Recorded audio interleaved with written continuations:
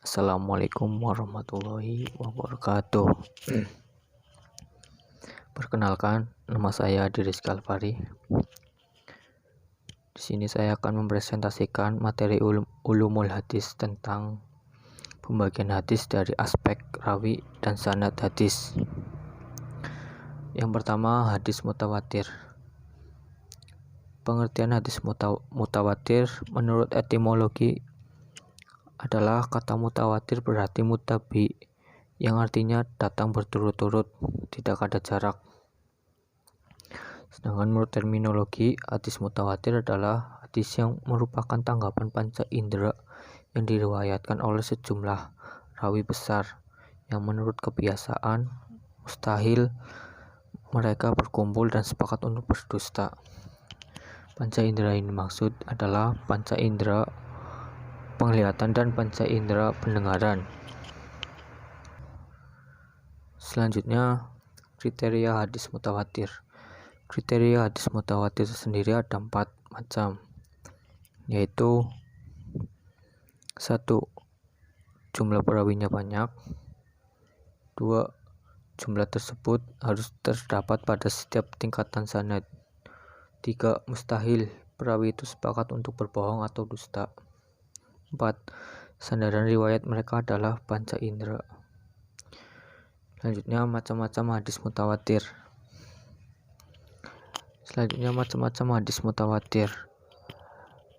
Macam-macam hadis mutawatir dibagi menjadi 2 macam, yaitu hadis mutawatir lafzi dan hadis mutawatir maknawi. Hadis mutawatir lafzi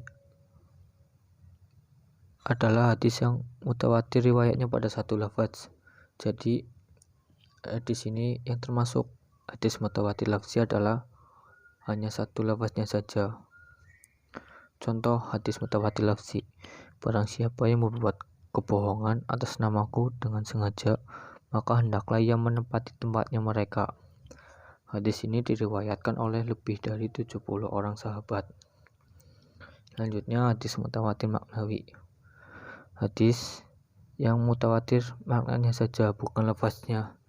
Jadi yang dimaksud hadis mutawatir maknawi ini adalah yang termasuk hadis mutawatir itu adalah maknanya saja, bukan lafaznya. Contoh hadis mutawatir maknawi adalah hadis-hadis yang menggambarkan Rasulullah mengangkat kedua tangannya ketika berdoa. Hadis yang menggambarkan Rasulullah Shallallahu Alaihi Wasallam seperti ini ada sekitar 100 hadis dengan beberapa kasus berbeda namun maknanya sama. Selanjutnya, hadis ahad.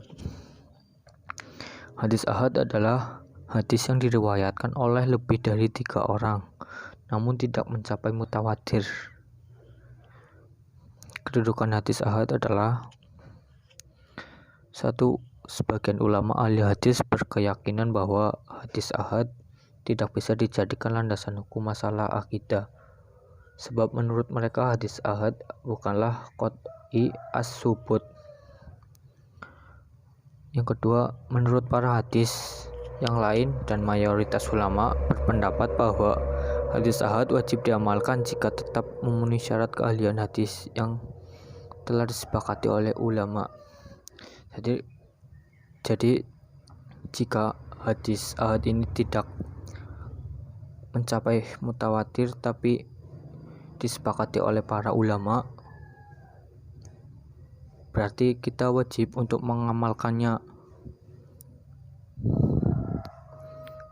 Yang selanjutnya, macam-macam hadis ahad. Macam-macam hadis ahad ada 3 macam, yaitu hadis masyhur, hadis azizi, dan hadis gharib. Yang pertama adalah hadis masyhur. Hadis masyhur adalah hadis yang diriwayatkan oleh 3 orang atau lebih namun belum mencapai mutawatir. Contoh dari hadis masyhur itu sendiri adalah perbuatan halal yang paling dibenci oleh Allah adalah talak. Hadis riwayat Abu Daud dan Ibnu Majah. Selanjutnya adalah hadis azizi. Hadis azizi yang diriwayatkan oleh 2 orang walaupun 2 orang rawi tersebut terdapat pada satu tabaqat, kemudian perawi meriwayatkannya.